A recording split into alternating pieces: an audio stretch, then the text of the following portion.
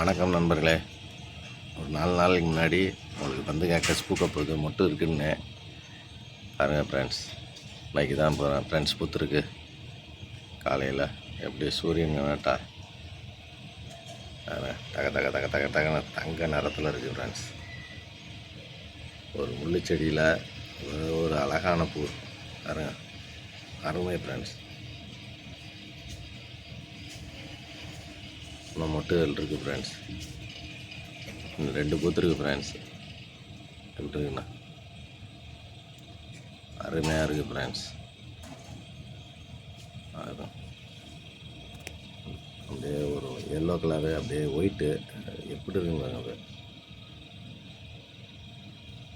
தங்க கலரு, தங்கம் தோற்று போயிருந்தேன்.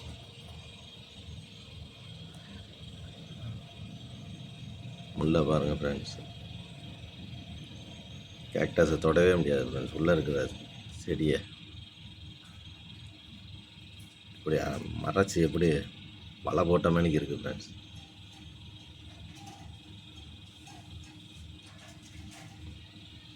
ஊசியாக இருக்கிறதெல்லாம் செடியை காப்பாற்றுது. ஊக்கியாக இருக்குது பாருங்க ஃப்ரெண்ட்ஸ். பாருங்கள், வளைவா தொட்டோம்னா நம்ம கையோட குத்திட்டு எழுந்திரிச்சிடும் ஃப்ரெண்ட்ஸ்.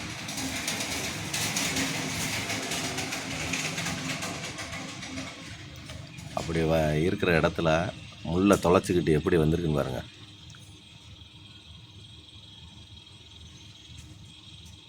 அருமை ஃப்ரெண்ட்ஸ்.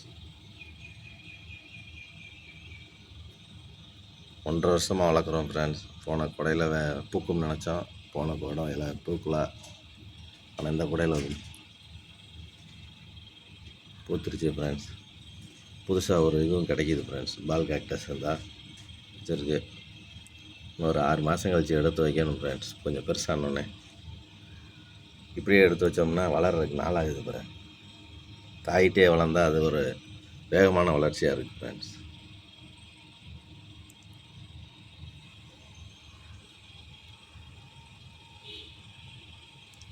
அருமையாக இருக்குது ஃப்ரெண்ட்ஸ். பந்து கேக்டஸ் வாங்கி வளங்க.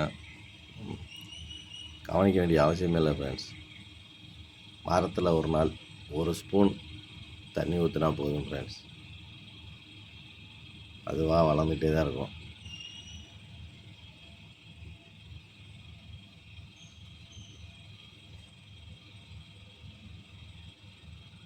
கள்ளிச்செடி ஒரு அழகான பூ. ஆனால் ஒரு நாள் தான் ஃப்ரெண்ட்ஸ் இருக்கும். சாயங்காலம் 5 மணி 6 மணிக்குள்ளே போயிடும் ஃப்ரெண்ட்ஸ், மதங்கிடும். அதுக்கு மேலே இது இருக்காது ஃப்ரெண்ட்ஸ்.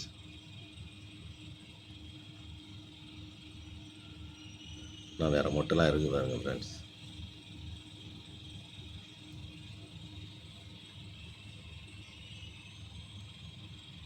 சுற்றி இருக்குது ஃப்ரெண்ட்ஸ், அழகாக இருக்குது. அருமை ஃப்ரெண்ட்ஸ். நீங்களும் வாங்கி வளங்க ஃப்ரெண்ட்ஸ். தேங்க்யூ.